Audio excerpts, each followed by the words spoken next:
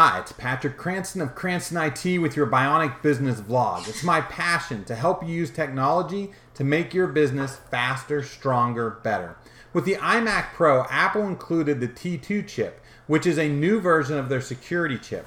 And since then, they've started including it in each additional Mac product line as they refresh those product lines. The T2 chip is now available in the iMac Pro, MacBook Pro, Mac Mini, and MacBook Air, and presumably they'll add it to the rest of the product line as those lines are refreshed. So what is the T2 chip and how does it help protect your data and your Mac? Apple's published a white paper that goes over the security features of the T2 chip in detail, and I recommend checking that out, so I'll put a link to it in the post, but I'll go over the highlights here. The dedicated hardware security chip is a separate processor that's installed in the computer when it's manufactured, and the encryption and security features for the computer are now handled by this dedicated hardware instead of by the main processor. By using a separate chip for this and not allowing root access to the T2 chip by the main processor, Apple's able to verify the security of the data that's stored on this chip and keep it out of the hands of malware, hackers, and other bad actors. This means that things like your fingerprint and encryption keys, which are used to secure access to your data, cannot be compromised. Even Apple themselves cannot access this data once the manufacturing process is complete. The T2 chip now also manages the SSD storage, image, and audio processing for the computer.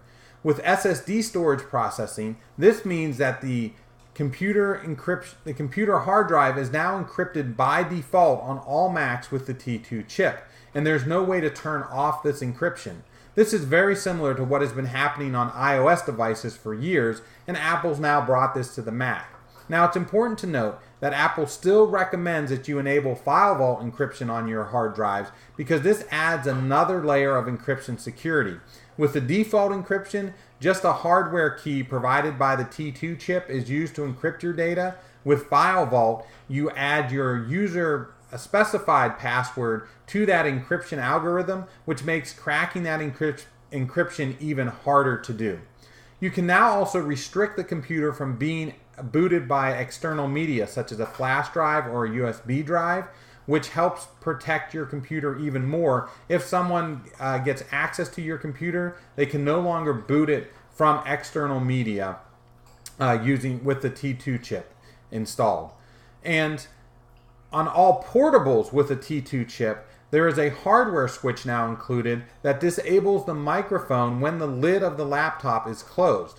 This means that once you close the lid on your computer, no matter what, no one can access the microphone on the computer. They did not include this hardware switch for the camera because once the lid of a laptop is closed, the camera view is already completely obscured, which makes turning it off redundant.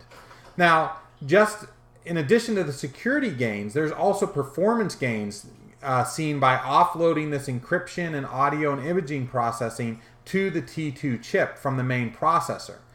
Previously, if you enabled file vault encryption on the hard drive, you would see some drop in performance both in read and write to that hard drive with encryption enabled.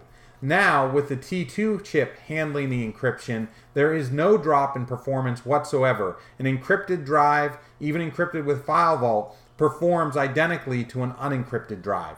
Also, audio and imaging processing are much improved over previous versions of Mac hardware that use the main processor to process this instead of the T2 chip.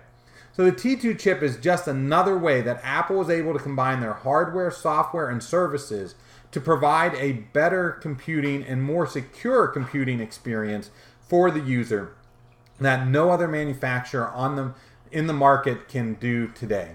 If you found my information helpful, please like and share this post. If you have a comment or feedback, please post a comment or send an email to ask@cranstonit.com and I'll try to answer it in a future video.